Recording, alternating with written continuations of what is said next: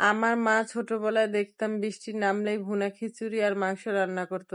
সেই ছোটবেলার কথা মনে পড়ে গেল, তাই তাড়াতাড়ি করে আমার ভাইকে বাজারে পাঠাইলাম। পরে বাজার নিয়ে আসলো টুকিটাকি কিছু। মুরগি ছিল না ফ্রিজে, মুরগি নিয়ে আসলো। এখন এই মুরগি ভুনা করব আর ভুনা খিচুড়ি রানবো। প্রিয় ভালোবাসার বোনেরা, সবাই কেমন আছো? আশা করি ভালো আছো। তোমাদের দোয়া আমরা বেশ ভালো আছি। বৃষ্টির দিনে আমরা ছোটবেলায় যেমন বায়না করতাম মার কাছে, তেমন আমার ছেলেও বায়না করলো আজকে।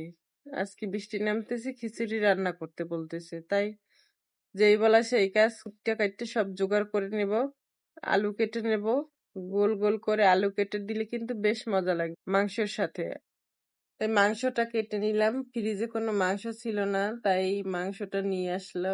মুরগিটা নিয়ে আসলো। আসার পর মাংসটা কেটে ধুয়ে পরিষ্কার করে নিলাম, আলুটা পরিষ্কার করে নিলাম। আদা বাটা ছিল না ফ্রিজে, আদা বেটে নিলাম। সব বাটা বুটা শেষ। এখন রান্না করব খিচুড়ি। বৃষ্টির দিনে কিন্তু খিচুড়ি খেতে বেশ মজা লাগে। কার কার কাছে কেমন লাগে আপু আমি জানি না, আমার কাছে কিন্তু বেশ ভালো লাগে। প্রথমে মাংসটা ভুনা করে নেব। এর জন্য দিয়ে দিলাম সাদা তেল। সাদা তেলের মধ্যে দিয়ে দিলাম পেঁয়াজ কুচি আর গরম মশলা। এই দুটো টেলে নিলাম। টেলে নেওয়ার পর দিয়ে দিলাম একে একে সব মশলা। পেঁয়াজ বাটা, রসুন বাটা, আদা বাটা, জিরা বাটা সব দিয়ে মশলাটা কষিয়ে ভালোভাবে দিয়ে দিলাম মাংস। মাংসটা কষিয়ে নেব। কষিয়ে নিয়ে কিছুক্ষণ ঢাকনা দিয়ে একটু সিদ্ধ করে নিয়ে পানি দিয়ে দেব। পানি দিয়ে জিরা দিয়ে দেব। জিরা শেষে যদি জিরা দেওয়া হয় খেতে কিন্তু বেশ মজা লাগে মাংস। খিচুড়ি বসানোর জন্য পেঁয়াজ আর মরিচ টেলে নিব। টেলে নিয়ে মশলা দিয়ে দেব। সমস্ত মশলা এক এক করে দিয়ে দেব। মশলার ঘ্রাণে ঘর মোমো করছে। বৃষ্টির সাথে খিচুড়ি বেশ ভালো লাগছে। আমরাও ছোটবেলায় এরকম করতাম, মায়ের সাথে বায়না ধরতাম।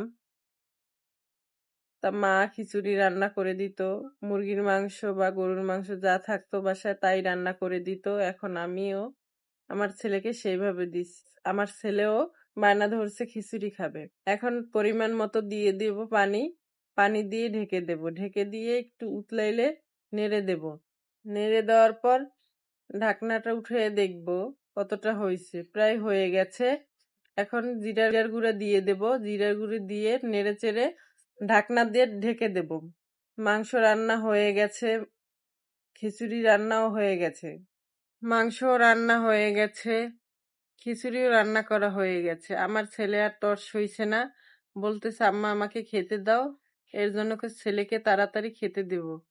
দিয়ে দেব একটু মাংস আর খিচুড়ি।